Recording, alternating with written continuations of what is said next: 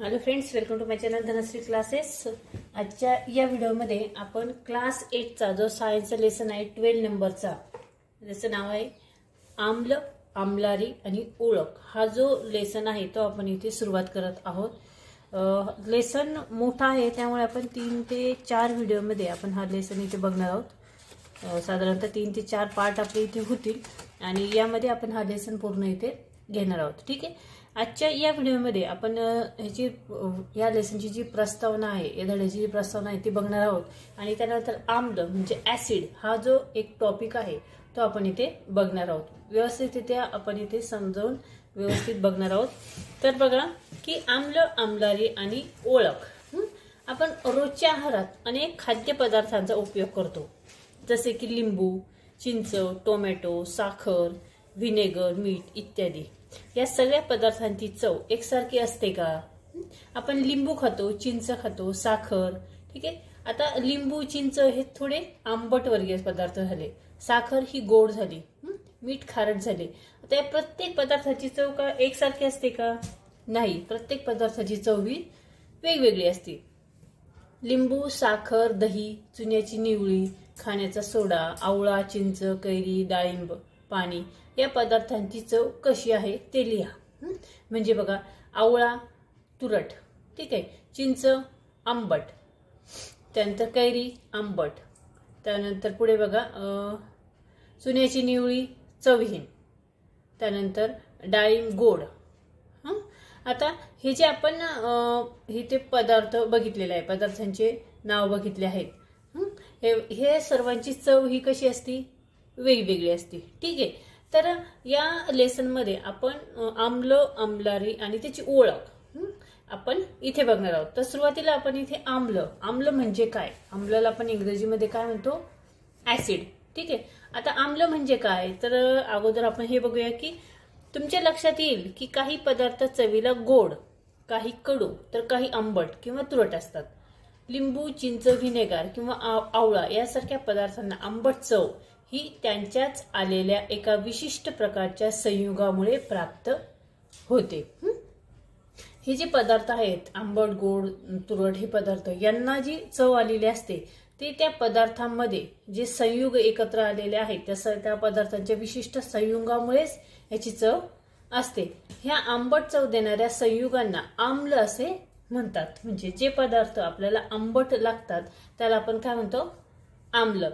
आम्ल पाण्यात विद्राव्य असतात व ते क्षरणकारही असतात।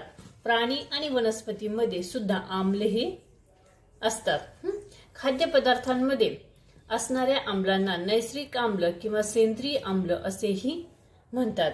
ही आम्ले क्षीण प्रकृतीची असल्यामुळे त्यांना सौम्य आम्ल असे म्हणतात, म्हणजे वीक ऍसिड।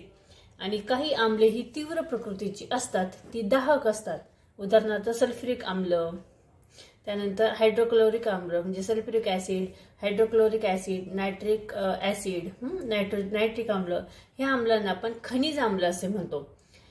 त्यांची संहत द्रावणे त्वचेवर पडल्यास त्वचा भासते, तसेच त्यांची धुरी श्वसनाद्वारे किंवा तोंडाद्वारे शरीरात गेल्यास ही हानिकारक ठरते।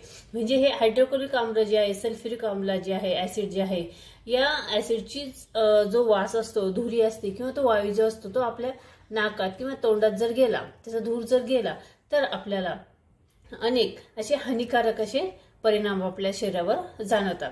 संहत आम्ले हळूहळू पाण्यात घालून त्याची विरल आम्लात रूपांतर करता येते। अशी विरल आम्ले संहत आम्लाच्या तुलनेत थोडी कमी हानिकारक असतात। तुम्ही खाण्याच्या सोड्याचे विरल द्रावण जर चाखले तर ते काहीसे तुरट, कडवट आपल्याला जाणवेल। जे तुरट, कडवट चवीचे व स्पर्शाला बुळबुळीत लागतात। उदाहरणार्थ चुन्याची निवळी, खाण्याचा सोडा, कॉस्टिक सोडा व साबण इत्यादी पदार्थांना आम्लारी म्हणतात। आम्लारी हे आम्लापेक्षा पूर्णपणे विभिन्न असतात। ते रासायनिक दृष्ट्या आम्लाच्या विरुद्ध गुणधर्माचे असतात। आम्लारी म्हणजे काय? तर आम्लारी म्हणजे आम्लाच्या एकदम विरुद्ध प्रवृत्तीचे असतात. ते थोडेसे तुरवट असतात, कडवट असतात आणि त्याला स्पर्श केला तर ते आपल्याला असे गुळगुळीत असे आपल्याला लागतात आणि ते रासायनिकदृष्ट्या आम्लाच्या विरुद्ध गुणधर्माचे असतात. ते सहज अवस्थेत त्वचेला दाहक असतात, म्हणजे ते आपल्या स्किनवर त्याचा परिणाम जाणून येतो. आपणास माहित आहे की ऊर्ध्वपतीत पाणी चवहीन असते. पाणी हे आम्लधर्मी किंवा आम्लारी धर्मी नसते, म्हणजे पाण्याला स्वतःची अशी चव नसते. त्यानंतर पुढे बघा दर्शक. आपण आम्ल नंतर अजून एक टॉपिक इथे बघूया की दर्शक, त्याला काय म्हणतात, इंडिकेटर. ठीक आहे. तर जे पदार्थ आम्लधर्मी किंवा आम्लारी धर्मी नसतात ते रासायनिकदृष्ट्या उदासीन असतात. आम्ल किंवा आम्लारी पदार्थांची चव घेणे किंवा त्यांना स्पर्श करणे खूप अपायकारक असल्याने त्यांची ओळख करण्यासाठी दर्शक इंडिकेटर म्हणून विविध पदार्थांचा वापर केला जातो. जे पदार्थ आम्ल किंवा आम्लारीच्या संपर्काने स्वतःचा रंग बदलतात त्यांना दर्शक असे म्हणतात. दर्शकची व्याख्या बघा की जे पदार्थ आम्ल किंवा आम्लारीच्या संपर्काने स्वतःचा रंग बदलतात त्यांना दर्शक असे म्हणतात. आता प्रयोगशाळेतील एक दर्शक म्हणून इथे प्रयोग दिलेला आहे बघा. काय आहे की आम्ल व आम्लारी पदार्थांचे परीक्षण करण्यासाठी प्रयोगशाळेत मुख्यत्वे लिटमस कागदचा वापर केला जातो. हा कागद लायकेन म्हणजे दगडफूल नावाच्या वनस्पतीच्या अर्कापासून तयार केला जातो. तो तांबडा किंवा निळ्या रंगाचा असतो.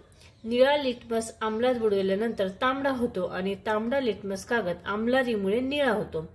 त्याचप्रमाणे फिनोलॅथलीन, मिथिल ऑरेंज व मिथिल रेड हे दर्शक द्रावण रूपात प्रयोगशाळेत वापरले जातात. मिथिल ऑरेंज हा दर्शक आम्लामध्ये गुलाबी तर आम्लारीमध्ये पिवळा होतो. फिनोलॅथलीन आम्लामध्ये रंगहीन व आम्लारीमध्ये गुलाबी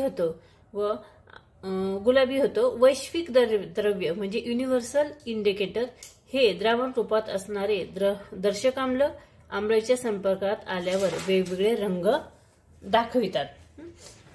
इथे बघा मिथिल ऑरेंज आहे, नंतर फिनोलॅथलीन आहे, मिथिल रेड आहे आणि लिटमस कागद आहे. हे आपल्याला प्रयोगशाळेत हे दर्शक दाखविले जातात, म्हणजे हे इंडिकेटर दाखवले जातात आणि यावरून आम्ल आणि आम्लारीची जी आहे टेस्ट इथे केली जाते.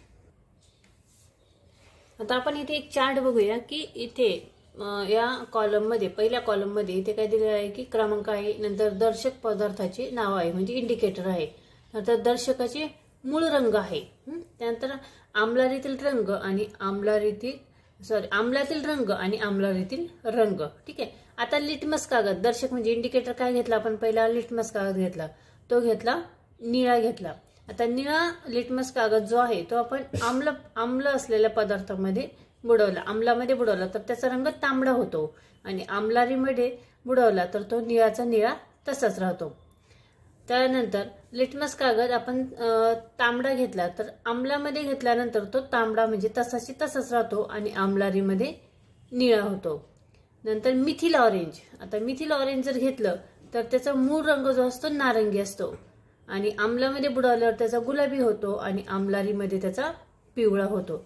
त्यानंतर फिनोलॅथलीन जर आपण हे दर्शक जर घेतलं तर ते हे रंगहीन असतं, आम्लामध्ये बुडवलं तरीही रंगहीन असतं, पण आम्लारीमध्ये जर बुडवलं तर ते गुलाबी रंगाचं होतं.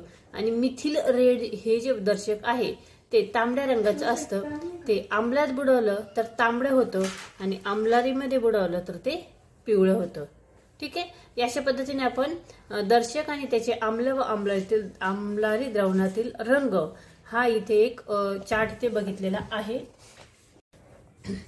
तर अशा पद्धतीने आपण या व्हिडिओमध्ये आपण इथे ऍसिड म्हणजे काय आणि त्यानंतर इंडिकेटर दर्शक आम्ल आणि दर्शक हे दोन टॉपिक इथे बघितलेले आहेत. दर्शकचा जो थोडासा भाग आपल्याला राहिलेला आहे तो आपण नेक्स्ट व्हिडिओमध्ये इथे घेणार आहोत. ठीक आहे. हा व्हिडिओ कसा वाटला कमेंट्स करून नक्की कळवा. व्हिडिओ आवडला तर व्हिडिओला लाईक शेअर करा आणि चॅनलवर नवीन असेल तर चॅनल सबस्क्राईब करा. पुन्हा भेटूया पुढच्या व्हिडिओमध्ये.